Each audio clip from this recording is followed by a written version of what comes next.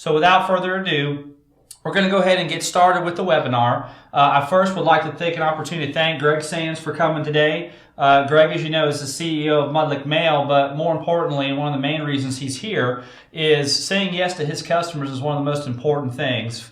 For those of you who don't know Greg, Greg has been in the auto industry for over 19 years, currently owns 20 stores across 3 different states. He has had record growth year after year for 19 years.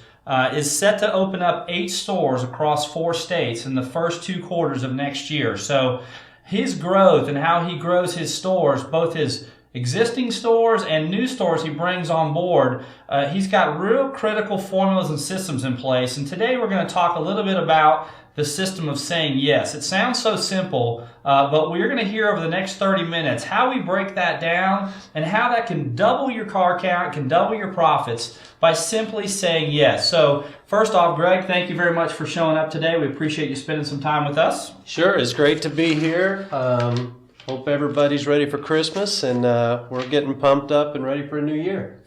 Well, very good. Well, we're going to get started right away.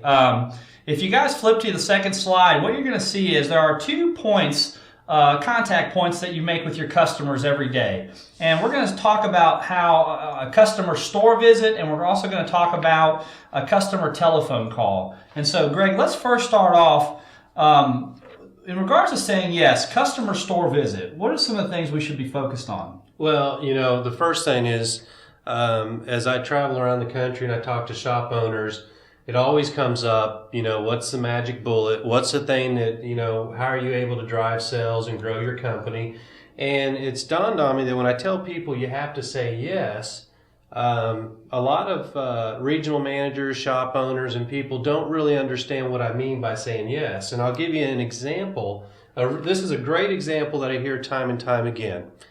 Let's say a customer comes into the shop and you're busy. And he notices you're busy. He comes in and says, wow, you guys look like you're really busy today. Would you have time to do an oil change? And you look at the customer and you say, well, yeah, I think I can squeeze you in. Do you think you can leave your car with me and I'll get it in sometime today?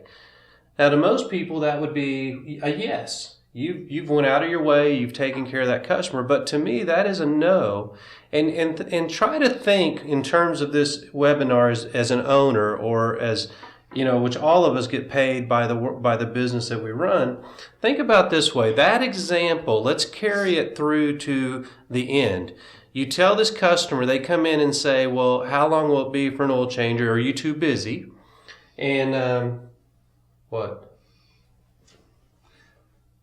What did I do? Nope, we're going to make sure you're looking. Into the phone. I'm supposed to be talking into the phone. I'm sorry. So anyway, you have this customer, and you've told them now that you're going to have to wait, to get your oil changed. Now let's say you want to PMI the car. Well, you PMI the vehicle, and the customer, you've already told them you're busy. So now when you come back and say, hey, I want to do, we need to do a coolant flush on that vehicle, the customer more than likely is going to say, well, no, go ahead and just do the oil change and I'll pick up my car later. So let's take an example of a yes, saying a yes to the customer. A customer comes in, they see you're busy. They say, hey, you look pretty busy today. Will you have time to do an oil change? And you say, man, we are never too busy to take care of you. Let me go ahead and get your last name and I'll get your vehicle right in. Now the customer, we just exceeded their expectation by saying yes. Now while we're filling out the information, we have a technician or a general service person come pull the car around. So while we're filling out the information, they've already got the car in the bay. Now, by the time the customer's in the waiting room, we've got it up on a lift and we're going out to preventive maintenance check the car. Mm-hmm. Well, now if I come back to the customer, 1, they've seen that I could have turned them away. 2, I'm very fast. I got their car up on a lift. And 3, now I'm saying, hey, listen, I checked your fluids and you need a brake flush or a coolant flush. And by the way, we can get that done in the same amount of time that it takes to get the oil change. Well, our PMI just went from a 20% chance of getting something to about an 80% chance. Because all customers, when they come into your shop, they've allotted a certain amount of time that they have for what they're going to spend at your shop. Most of them, it's an hour. So if you can hit that, get back to the customer, you still get them back on the road, within an hour, you turn a lost leader, which is an oil change that we all know we lose money on, and now you've turned it into a profitable customer, and more importantly, you've built this relationship with a customer that's going to be the big broke ticket in the summertime. Yeah, and for all of you, as we get our feet wet here, starting our new webinar series,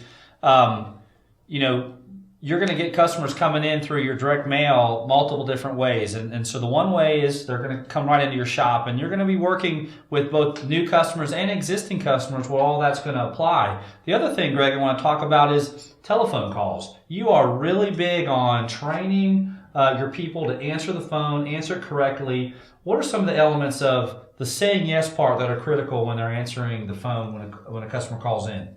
Well, when you look at a phone call, I've always joked around about this. If you want to sabotage a competitor, just call their store and ask a lot of questions, because you can keep their sales reps or their service writers on the phone all day. For example, somebody calls and says, "How much do you charge for a front brake job?"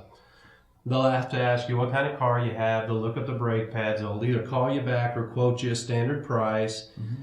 And then you can say, well, how much do you charge for tires? How many charge for alignment? You can ask as many questions as you want, and that service writer is going to answer them because that's the way he's been trained to do. What we've tried to do, and I think we've done a great job of it, and it's worked in several hundred shops around the country, is let's take that busy work away from that service writer so he is able to say yes. So here's another way to do it. If a customer calls and says, "Hey, I need a brake job.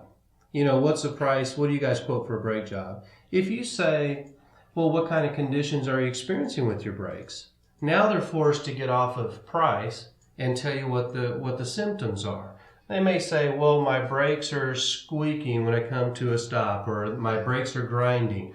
No matter what they say, we just roll into, well, anytime your brakes are squeaking when they come to a stop, you need it checked out by our ASE certified trained technician. Is now a good time to bring in your vehicle?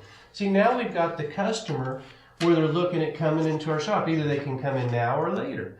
They'll either say yes or no. 9 times out of 10, they'll say yes. We go right in to get the customer information, and we close the job. We get the customer in. If they say, "Well, no, I'm really busy today," well, what is a good time? And if they say, "Well, I'm at the office," well, great. We have a convenient pickup and delivery system. We'll come pick up your car, bring it in, check it out. We'll call you with an estimate. If you don't want to do the repairs, we'll bring the car back to you. If you do, we should have your vehicle back to you before we close tonight or before you get off work tonight. So the whole point of, we know that we don't make money unless the customer comes in the shop. And if you quote prices over the phone, 9 times out of 10, you're going to quote the wrong price and they're not going to show up. So that time management allows you to say yes to customers versus, chasing down calls or chasing down prices all day. Well, and a lot of the times, too, and I tell you, there's a lot of owners that have really made some incredible strides that have been working with us, where, when you're answering the phone, it's always, "Thank you for calling America Service Station. This is Tim. How can I help you?" Sounds so much better than, "Hey, Bob's Garage." I mean, I can't tell you how many times between my sales team with Ryan Munson and Jeff Snyder, where we have spent time with customers really just talking about how do you just pick up the phone. And so I can't stress enough that in addition to having your end goal, your end focus being getting that car to cross the line, how they make that initial pick up that phone and that initial contact with that customer, that's your very first impression. It's critical that it's pleasant and very customer service oriented. So we flipped the screen a little bit and you can see what Greg was talking about. And Greg, you want to go in a little bit more detail, whether it's someone calling in for an oil change, someone calling in for a repair issue. This is kind of the script you have your guys just memorized, don't you? Yes, and the Mudlick mail clients can go on. We have this for them in the Learning Center. And if you use it, you'll be amazed at how well this happens, which is, we call it the anytime script because we always go into, whatever their problem is. They can say, I have an oil leak. Well, anytime your car is leaking oil, you need to have it checked out by one of our AC certified trained technicians. It could be, my front end alignment needs well, what conditions are you experiencing with your front end? Well, it's pulling to the right when I'm going down the road. Then we go right into the anytime. Anytime your car is pulling to the right when you're going down the road, you need to have your vehicle checked out by an ASE certified trained technician. The key to everything is the last few words, which is now a good time to bring in the vehicle. If you get that down, you save an enormous amount of time, and the customer is forced to answer a question. So if you answer a question with a question, you'll find that you're a lot more productive, which then in return, it makes it automatic. I think one of the critical mistakes the shop owners make around the country is not having a game plan for phone skills. They don't put a lot of value in it. In the 90s, I was the largest Goodyear dealer in the state of Texas. And I was shocked the first time I went to some of their training. They had no program for phone skills. And then I found out even to this day, very few shops have a plan. It's just, hey, there's a phone, answer it, how hard can it be? If you put a system in place, and the nice thing is we already have that for you, if you use that system, you'd just be amazed. Because think about this, you're hiring employees. You could have 3 managers in your front counter. If you're a multi-unit guy, I know we have a lot of multi-unit guys on here. You might have 3 to 30 different ways of answering the phone. And to think that a lot of our customers come in off of the phone before, is a pretty scary percentage. That whatever they say. So you take that out of the employee's hands by making it a really smooth script that they have to go by. So anyway, that's... Well, and I'll tell you, it's critical, and we kind of skipped over the first slide, but if you go to the Learning Center, there is a success checklist that's in the Learning Center under the training documents, and it has some of this information. Whether you use it the way we have it or you tweak it the way you want it, I can't tell you how important it is to use these scripts and to make sure that your folks on the front counter are very much geared towards bringing that customer in when they call. And so that in itself makes a big, big difference. And so if you flip the next screen, this kind of talks a little bit about a yes company with every interaction that you have with your customer. And these are some of the things that Greg kind of alluded to earlier. I mean, we don't reschedule oil changes. We don't try to diagnose problems over the phone. This is one of Greg's favorite ones as well. Yes companies don't give any impression that you don't want to do something. Greg, talk a little bit about that. What do you really mean by that? Well, you can tell. I mean, we've all been into places where you can tell where the person that's helping you really they don't want to help you. So you can technically do everything right, but if you act put out, you're gonna. That's the same as a no, even though you go through the process. It's Christmas time. If you're out shopping right now, you're going to experience that a lot. A lot of tired people out there waiting on customers. And what you don't realize is that first 20 seconds, that first interaction with that customer is already the sale's been made or lost. And we've checked this time and time again in our own organization. If somebody asks you something and you act like that it's a little bit, because they know it's a problem. A customer knows if, hey, can you come check my flat tire outside? Or do you guys fix flats? Or can you check my squeaking door? Something that it's minor and it's a pain in the neck. If you act a little put out, that customer's not going to come back. But if you jump right on it and say, yes, ma'am, or yes, sir, let me get right on that, that's a customer that maybe right today doesn't spend money with you. But this summer, when they're getting ready to go on vacation, who are they going to go to? They're going to go, man, those guys were good to me down there. I'm going to take care of them. We've experienced that time and time again. Well, elaborate a little bit more, too. I hear you talk about, this is probably a good time to talk about the pipeline. You feel how saying yes to customers is how you've really perpetuated your business. The direct mail brings in customers. You get a lot of new customers, existing customers.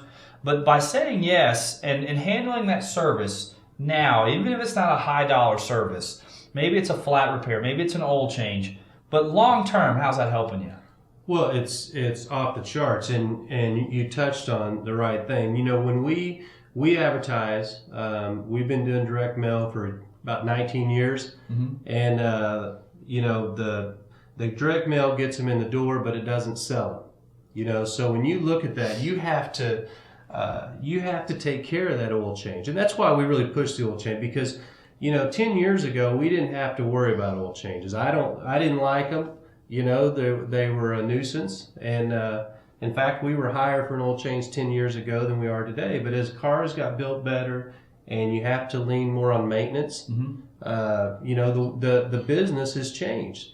And once we got on board with that and realized, hey, you know what, this is part of the business. People are going to come in and they're going to do an oil change with you. But then if you take great care of them, that's your summer. The people you take care of in January, if you say yes to everybody in January, I'll almost guarantee you that in May, June, July, you're going to have a monster summer, a record summer, because these people that you think are not important today, they will come back and they will spend money with you. So it's just the way the business is. And so that's why it's so critical that you explain to your employees that, hey, we have to jump all over these little annoying type of repairs. Good.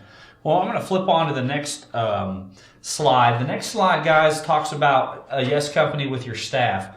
It's one thing to train your staff on what you mean by being a yes company. The next step has always been, well, how do I make that happen? And Greg, you break it down on this slide into 3 key elements: principle, which is the how-to; purpose is the why; and time, which is the follow-up and ongoing. Talk a little bit about those 3 areas and how that integrates into you having a yes company. Yeah. This is, and I hope that we get to speak to this on future webinars, because this is how, especially multi-unit guys, well, I guess it applies to whether you have 1 store or 30 stores. This is the way I've always managed. I've always, when I looked at incorporating something, I know when we probably started this webinar, the first thing that people say is, oh my God, my guys will never go for this.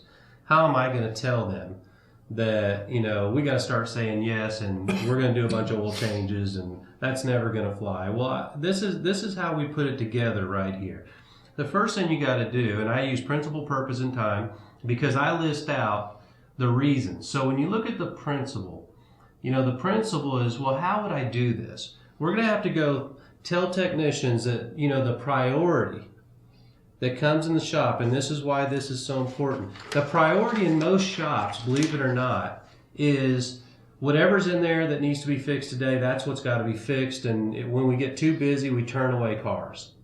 And that is why we have this thing called feast or famine in our industry. So you think about it, you got customers coming in, you get blown out, everybody's got 20 hours to do, so at 2 or 3 o'clock in the afternoon, we get cocky and we start telling customers, oh, we're too busy, you'll have to bring that car back tomorrow, bring it back tomorrow. Well, those customers don't come back tomorrow. So then you have this big day, and what happens the next day? You're dead. Mm-hmm. Now you wish you would have had these cars back. And I've lived it. I've worked at a front counter and I've done exactly that myself. Until I learned that the cars that I'm turning away in the afternoon, those are my cars for tomorrow. That's my dollars I'm missing. Even though all my techs are blown out, all I had to do, and it really just exploded my business. When I explained to everybody, you know what, here's the goal, is the cars coming in the store are the priority. I don't care if we have 1,000 hours sold in the back. If somebody comes in for an oil change, they are the priority. Now, what does that mean? And here's the principle. That means I go to my technicians and say, guys, if you got 15 hours sold, those are in the bank.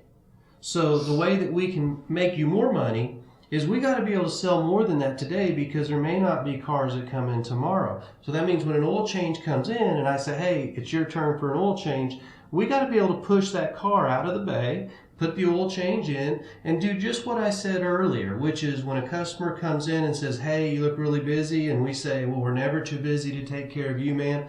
And we use that speed of service. How fast can we get the car around? How fast can we get back to the customer if they need something, a safety item or a maintenance item? So the principle is we've got to move cars out of the way. We've got to be staffed. We've got to communicate to our technicians why they need to do this. What's in it for them? Well, what's in it for them is the purpose. The purpose is we want to increase our car count. We want to build good customers for the future.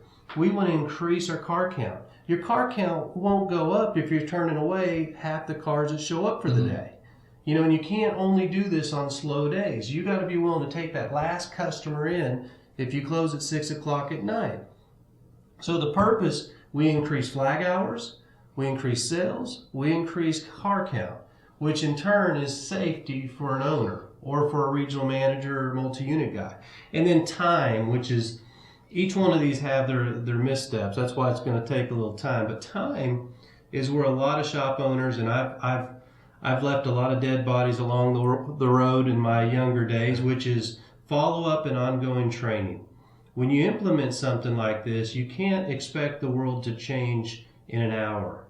People are going to test you. They're going to make sure. You've got to be willing, if you're going to do this, to say, you know what, I'm going to stick to this. I'm not going to just lay this out to everybody and then get mad when nobody does it. It takes a lot of follow-up. You got to recognize people for giving great service. If you do that over the course of several weeks, it will become ingrained into your business. And I can promise you, and we have a lot of examples of this, the people that really jump on board with being a yes company see absolutely dramatic results. It's dramatic. Well, I know we always talk too. I mean, there are specific examples of guys that we've spoke with, both Jeff and Ryan and myself, where car count has doubled in many cases, gone up 40%, in certain parts of the country. And that is regardless of the advertising. That's just on its own merit. And I think some of the things we try to educate on is solely based on, sometimes you got to know what it means to say yes and what it means to say no. And so one of the things I hear you talk about all the time, and maybe go into a little bit more detail, is you always call it the YFM, but was it called the WIFM? WIFM. WIFM. And the WIFM is, the biggest issue you have in a shop is technicians. Mm-hmm. And the technicians are really not as, I guess I've said that wrong. We think the biggest issue is the technicians, where in fact, and I've seen this time and time over again, meeting with owners, and I've experienced myself, where you think, oh, this one technician is going to give me a hard time, so if I'm going to want to do this, I'm going to have to fire that guy. That's what goes through your mind. And then when you find out, the problem isn't the technician. The problem is that we didn't take the time, using principle, purpose, and time, we didn't take the time to explain, here's why we're doing this. Here's how we want to do it. And this is what's in it for you, increased hours. Who likes a slow day? Who wants a day where there's no cars in the shop? Mm-hmm. I think anybody can look at a busy day and after about 3 o'clock start counting the number of people they've turned away. Even though they didn't know they were turning them away, they thought they were doing the right thing by saying, oh, well, we're really backed up right now, but can you bring the car back in 3 hours? Right. If you're going to do that, then you shouldn't even, then why do an oil change? Because an oil change costs us. We're going to lose, in some cases, $6, $7 an oil change. Well, the only reason to lose money on oil change is so that you can sell them on other services if they need it. I know you'd mentioned to me before that a lot of people think this owner's got to be making money hand over fist, with all these oil changes. Not the case. Well, and sometimes technicians need to hear that when you have a group meeting and you explain to technicians, and, managers and everybody, even though they kind of know it, but when you explain that, do you realize that every oil change we do, we lose X amount of money, or we only make X amount of money, whatever the case may be. Sometimes they need to hear that. Now, as an owner, would I be willing to lose money on oil changes? It's a total loss if you do that and then you don't take great care of that customer. Because even a cheap oil change, if you take 2 hours to get the oil change done, if you treat them like you're doing them a favor, you just wasted $6. You might as well not have done the oil change.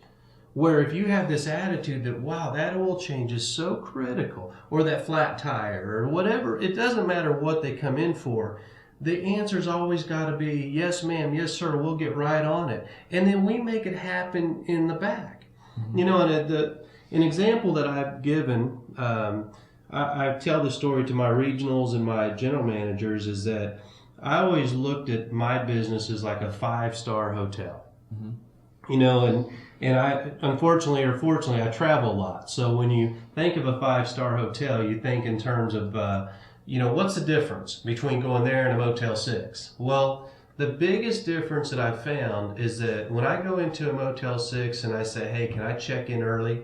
They're going to tell me their problems. Well, the cleaning crew didn't show up and your bed's not done yet and all this stuff. A 5-star hotel has the exact same problems, but they'll find a way around it. If I say, can I check in early? They'll say, absolutely, sir, we'll get your room ready for you. Can I get you a drink at the bar? Can I get you something? Let me go ahead and get your information, get you in. So they're going to find a way to, and the last thing that they're going to do is give you their problems. So when one of the problems with saying yes is when a customer comes in and gives you their problem, you never, ever, ever give them yours.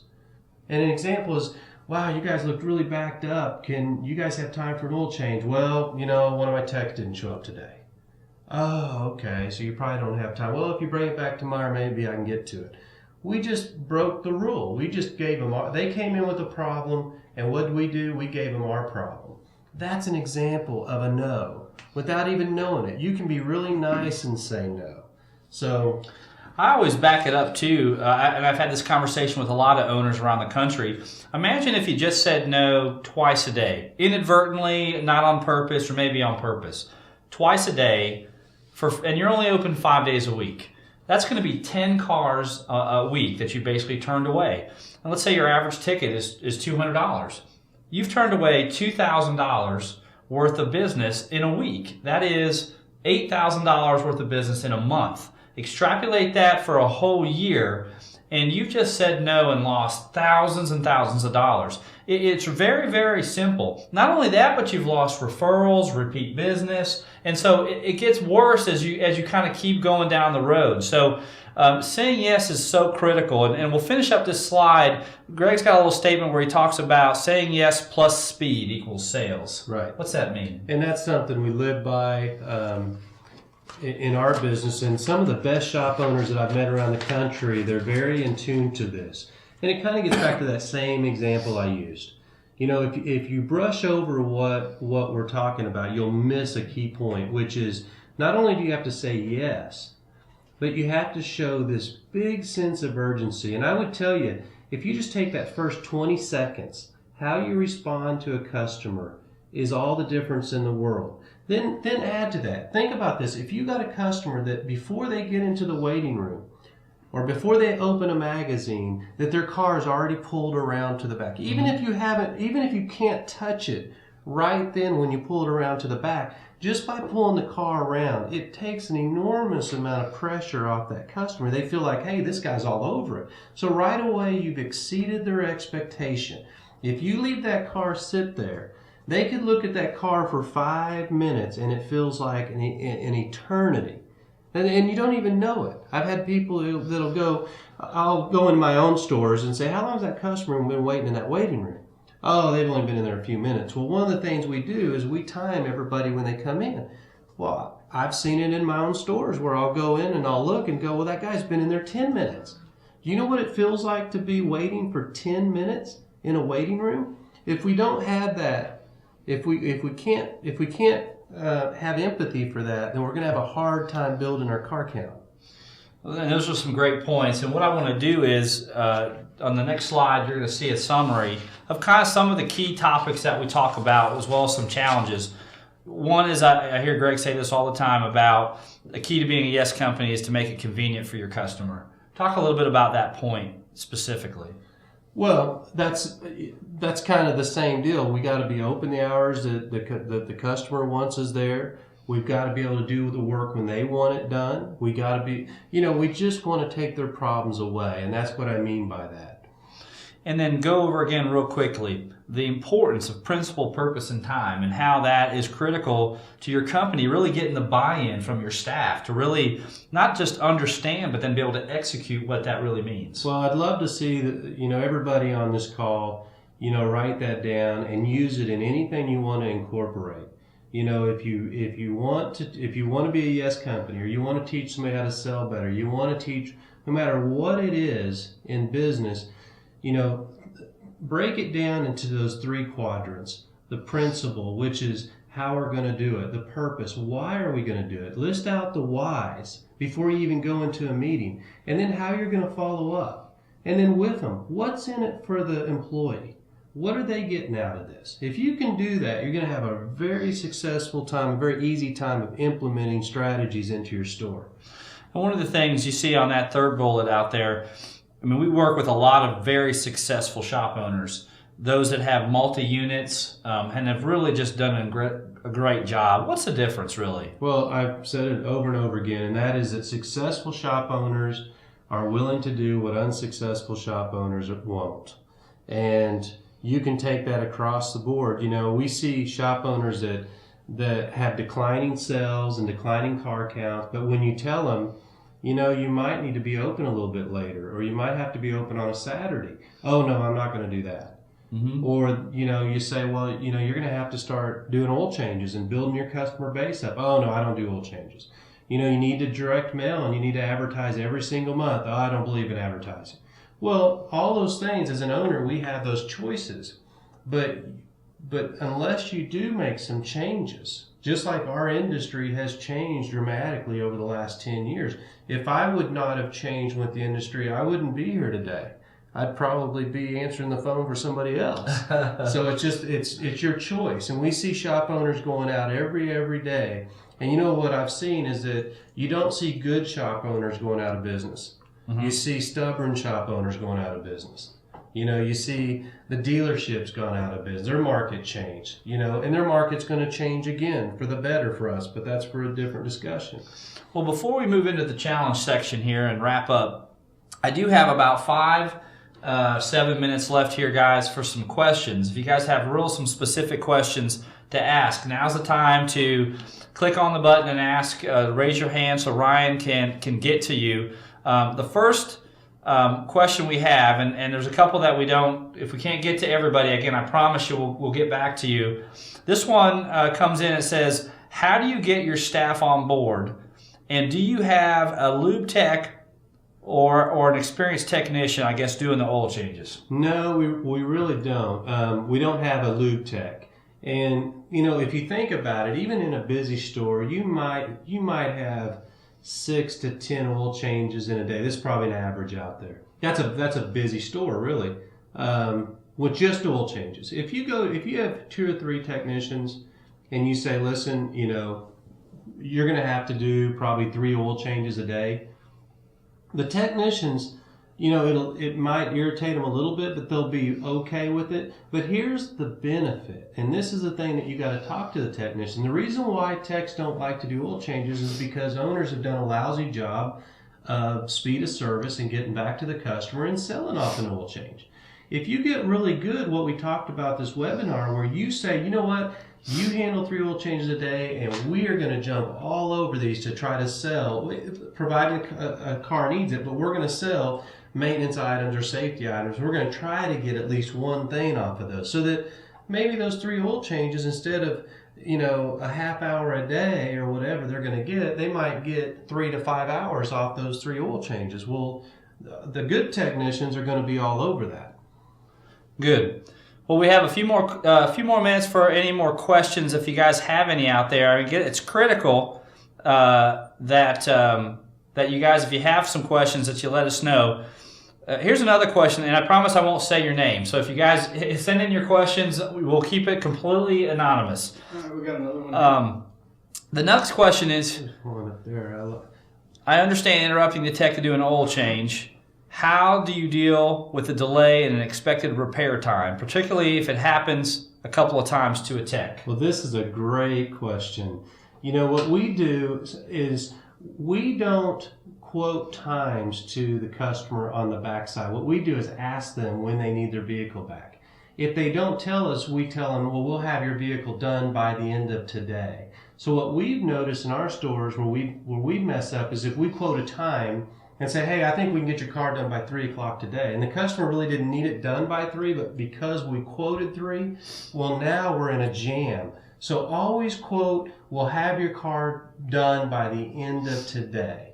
And then because sometimes even cars that you sell, they may say, you know what, I don't even need my car back today. I'll pick it up tomorrow. Well, then that's one we're not going to prioritize. That one needs to come out of the shop so we can prioritize the cars that do need to go today. Great question. Yeah, and I tell you guys, that question comes up all the time. We get that question. I probably get that question asked on a regular basis. And so it's critical. And I've actually put some scripts together for some customers that says, you know, once you've kind of gone through the sales process and sold that ticket, the next words really out of their mouth need to be, hey, is there any time specifically today you need to have that car done? And those are the words that Greg was mentioning. That will allow you guys to have more cars come through your shop in a day than you've ever thought you could that day. So that's a great question. Okay, another question we have here. How do you deal with the customer who wants a quick oil change? They don't want to have no time to spend more than 15 minutes and you're backed up. How do you handle that? Well, the first thing, I'm not going to turn that customer away. I would, if I've mentioned to the technicians in my meetings that, listen, here is the priority, which is the customer coming through the door. If you just always remember that principle, the customer coming through the door is the priority. Well, if that was your mom coming in, or you had to go out of town for an emergency and you had to have that oil change done, you'd get it done. And that needs to be your priority. There's just not a reason not to do it. You push a car out, you drive theirs in, and see, when they see that, that's a car you're going to get an upsell off of, because no one in town is going to honor that. You know, if they say, now one, we can't do an oil change in 15 minutes. We're not that good. But we walk people through the oil change process, which is about a 35-minute to 40-minute process.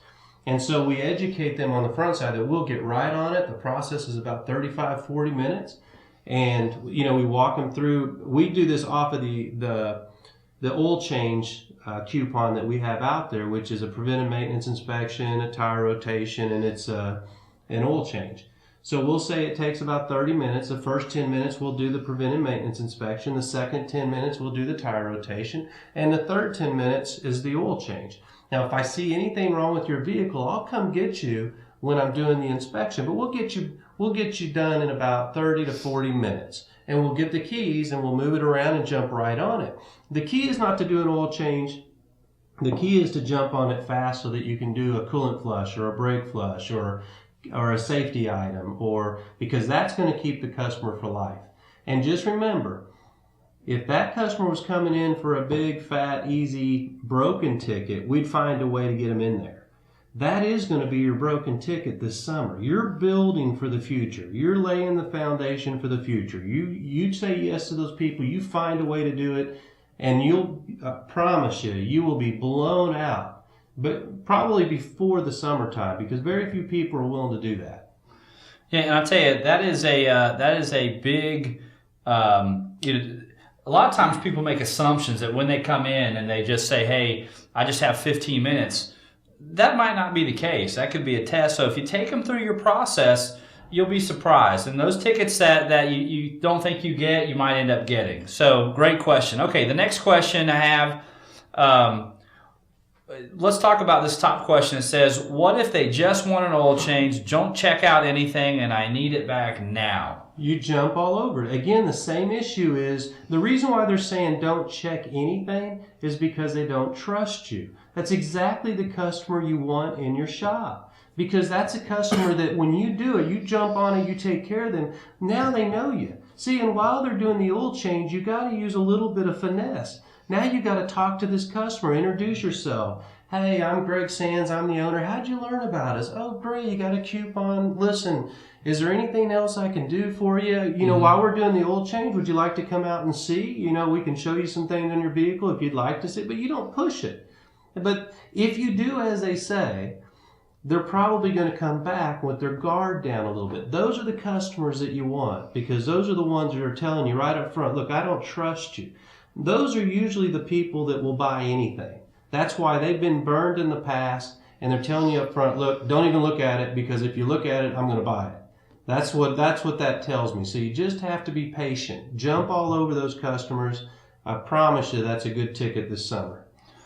Okay, probably one of our last questions here. We might have a chance for one more. So if someone's out there got a question, we'll probably do one more after this. This is from one of our good friends here in Atlanta area as well. Asked about how much of an increase in sales in Atlanta area stores for December to date. I don't know the exact percentage, but on a year-to-year-over basis, we're up about 8%. And now, bear in mind, that 8%, I'm competing against myself last year too. And we had a record year last year. And in my 19 years, 2009 was the best year I ever had until 2010. Down in Houston, we've been in double-digit sales increases consistently every month across the board, I think. And in fact, we've seen those sales accelerate. Colorado is just off the charts. I mean, they've taken over as the number one concept in average sales per store. We're opening our fourth service street this year. And, a lot of that comes down to really just a couple of basic things. You don't have to be fancy. All you have to do, advertise consistently, and then say yes to customers. Do not turn away a customer. Well, Greg, let's skip now down because we're just about out of time here. Let's talk about the 2011 challenge. Say yes to every customer. Yeah, I'd really like to put my own credibility at risk here and challenge, everybody on this phone call just invested 30 minutes, 40 minutes with me. I want you to take me to task on this. I would like you to just try it the first month in January. Every day that you're open, whatever it takes to say yes to every customer. Then I'd like some feedback, and I'll share that feedback, or I'll have Tim share the feedback with everybody to see how did it work. If you're just getting this recording, maybe you're in January. We had a lot of people that couldn't get on. We weren't prepared for the number of shops. If you do the challenge, whatever day that you listen to this, just start the next day and say, you know what, I'm going to say yes to every single customer. It won't even take you 3 months. In the first month, you will see a big increase in sales and a big increase in ticket count. Do me one other favor. Don't look at your ticket average. You guys are ticket averaging yourself right out of business. If you get all fired up about having some $400 ticket average, which I think is complete BS, because if you turn away a customer, that customer should have been added to your ticket average. But see, when you get caught up on ticket average, which is what the industry teaches, you will see your car count dwindle. When you focus on car count, where, man, I want every car in my computer, I want every car to count, you will see your ticket average go down. That shouldn't concern you. Last time I checked, I don't pay my bills by ticket average. I pay my bills with profits. So we want every car in there. We can also do some other things with you to help you do internal marketing that we do in our own stores to help you. So you can't internal market if you don't have those customers in your database. Mm-hmm. I tell my guys, I don't care if somebody comes in and asks for directions. I want them in my computer. I want everybody in that computer. That's the most valuable thing you have.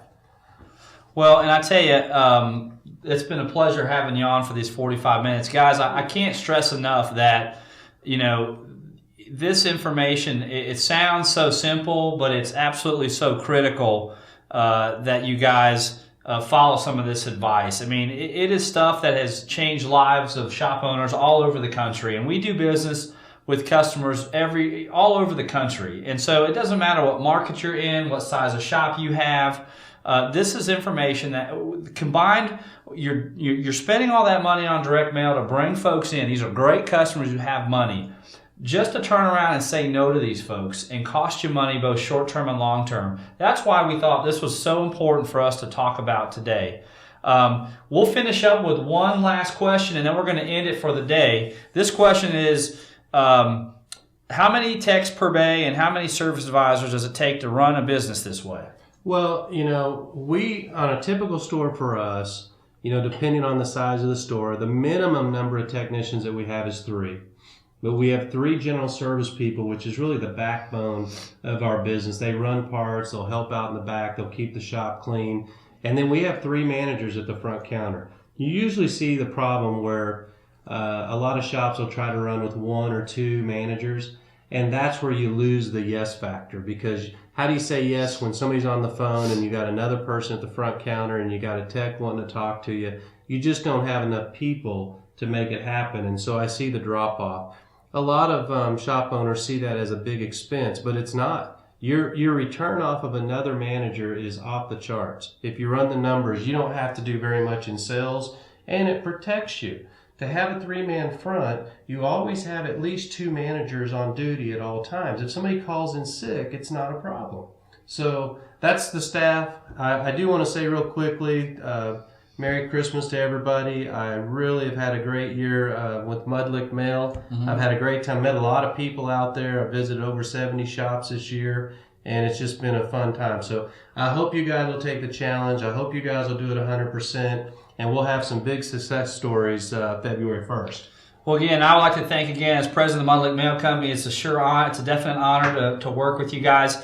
I will encourage you guys to go to the Learning Center. If you go to mudlickmail.com and go to the Learning Center, there are webinars there. There are training documents there. There are Mudlick Mail moments. Great stuff. We're going to be adding more and more stuff each week. So please jump in on that. Lastly, next topic we're going to have is going to be sales techniques to help you dramatically increase your sales. So look for a webinar invitation here in the next coming weeks. And we look forward to hoping you guys plug into that one as well. Thanks again for attending this first annual webinar, and we hope you have a wonderful holiday. Thanks so much. You still took too long. You bloated. Well, we shouldn't have done the last question. Yeah. It was a good question, though. Good question. Last question.